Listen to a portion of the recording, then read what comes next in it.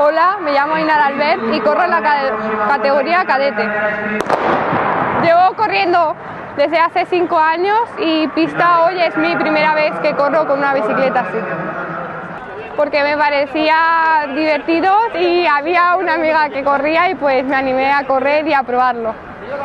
Bueno, hoy me he clasificado en primer lugar y mañana haré la final contra Carla, una rival fuerte, pero a ver qué tal nos sale.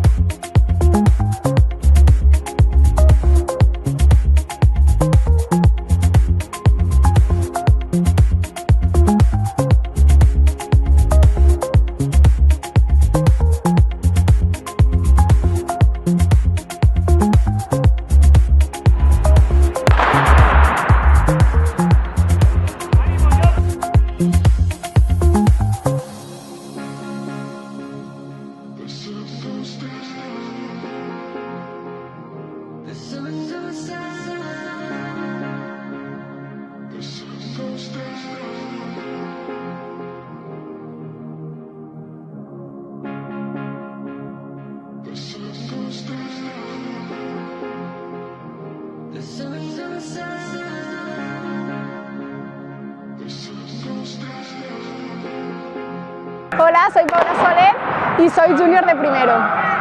Llevo desde infantiles corriendo pista 5 años y me gusta la pista porque la veo dura, porque hay muchos enfrentamientos contra las chicas, y la prueba que más me gusta es la persecución individual porque me parece una prueba muy divertida, aunque es muy dura. Mañana tengo la final de persecución individual contra Melissa Gómez, que es una rival muy dura porque va mucho, pero bueno, se hará lo que se puede.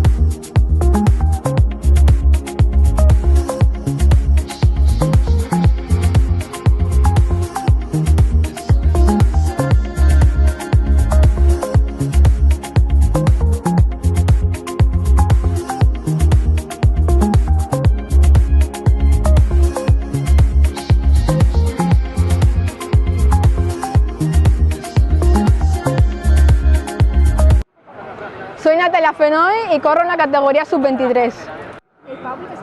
Llevo un par de años corriendo en la pista y bueno, hoy en el campeonato autonómico es una pena que no hayan más chicas, que no haya más participación porque no optamos al premio ni al mayor.